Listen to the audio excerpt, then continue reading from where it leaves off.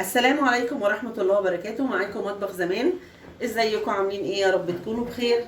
النهارده اخترنا ايه؟ عاملين فراخ بالصوص.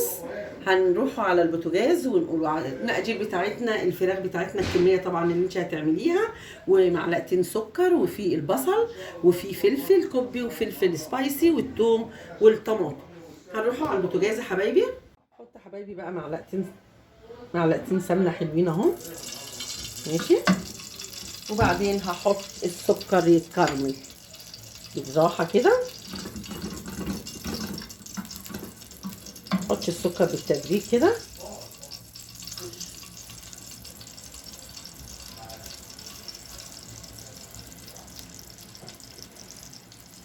السكر يتكرمل معانا اهو.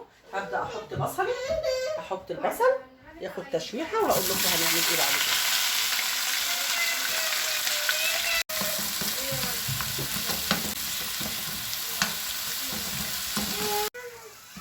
كده حبايبي البصل كرمل معايا. هبدا احط حته التومه وشويه الفلفل اللي انا عاملاهم، فلفل سبايسي على حراق حبايبي، تشويحه كده.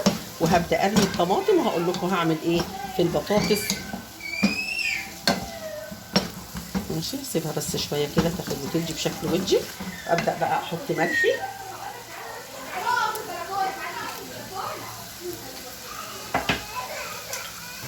واحط الفلفل، ماشي.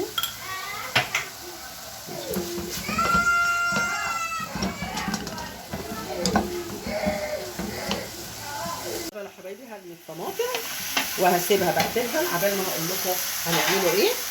هسيب بقى الطماطم كده تاخد وتدي بشكل ودي مع نفسها عبال ما هعمل البطاطس بالطماطم بالفراخ. كده حبايبي هنحط البطاطس اللي انا مخلطها. مش بطاطس ياما اهو، ماشي كده. كده بطاطسنا مخلطينها، وهحط عليها معلقه ملح، وهحط معلقه فلفل اسود، وهتبلها مع بعضيها كده لحد البطاطس زي ما انتم شايفين. كده حبايبي هحط شويه من الخليط اللي انا عاملاه والخبطه، والباقي هحطه على الفراخ من فوق. ده وده هيستوي مع بعضيهم. طريقه سهله وبسيطه وجميله، ما تكترش في البطاطس. الدنيا حر، الناس بياكلوا النوايم وبيسيبوا ايه، بيسيبوا البطاطس. هم دول 3 بطاطسات بالعدد. نكمل. بفرش الفراخ زي ما انتم شايفين اهو. الفراخ زي ما انتم شايفين كده كله تحت السيطره. بصوا كده بقى بنحط الخليط عليها وهنحطها على البوتاجاز واغطيها وهتستوي. هنعمل حاجه تانيه وهرجع لكم تاني يا قلبي. الرز دلوقتي هنحط كوبايه لسان عصفور تتحمر حبايبي، ماشي.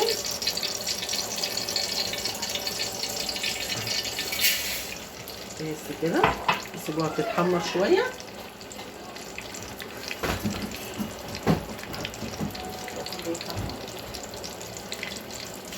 كده كده حبايبي. معلش اسفه، بحط الشعريه، الرز بالشعريه، معلش غلط. هسيبه بس يتحمر شويه. وكده كده الشوربه بتاعت الملوخيه. هنعمل ملوخيه، انتوا عارفين بقى ملوخيتنا وجمالها. الشوربه بس تغلي شويه عشان احط حته تومه، ماشي يا حبايبي. كله يطلع مع بعضه كده ان شاء الله. حاولي كده وانت بتطبخي كل اكلك يطلع مع بعض.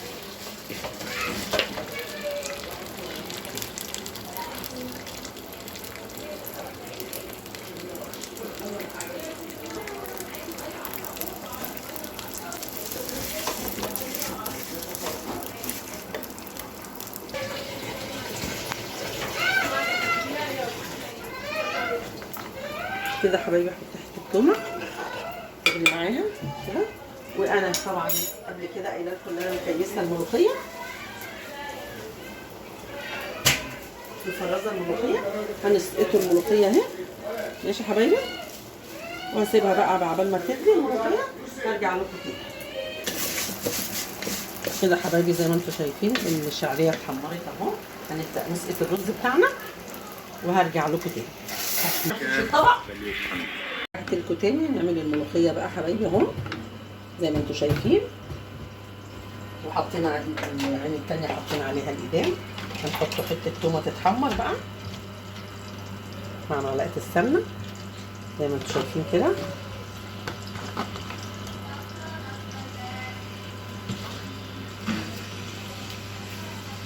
عين تتحمر عليها الملوخية تغلي حبايبي. ودلوقتي التومة زي ما انتم شايفين.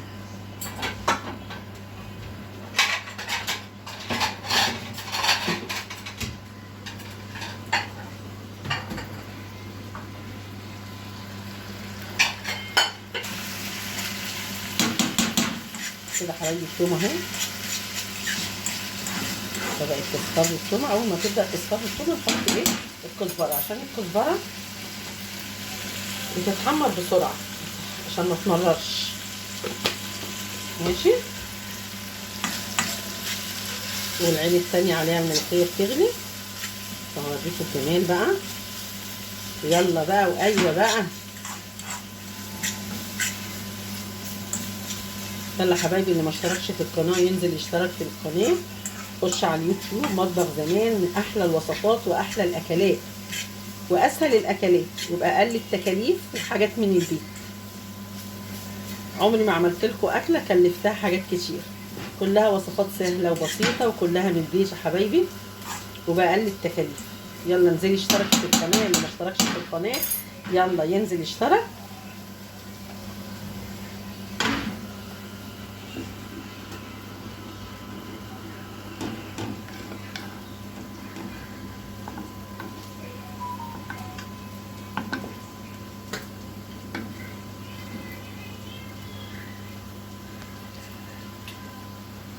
بصوا حبايبي الفراخ في الفرن ازاي بتتشمر زي ما انتم شايفين كده. صوص الكراميل. بس الفراخ تتحمر شويه من ناحيه وهطلعها.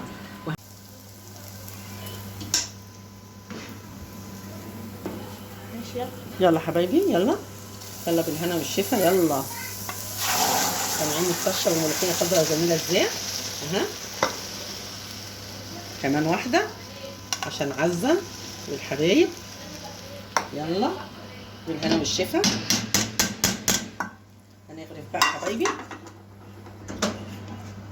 كده. حبايبي بقى ده غدانا النهارده، الفراخ بصوص الكراميل، ومعانا رز بالشعريه والملوخيه الخضراء بالتقليه وسلطه خضراء والليمون. وبالهنا والشفا. وما تنسونيش حبايبي بكومنت حلو. والسلام عليكم ورحمه الله وبركاته.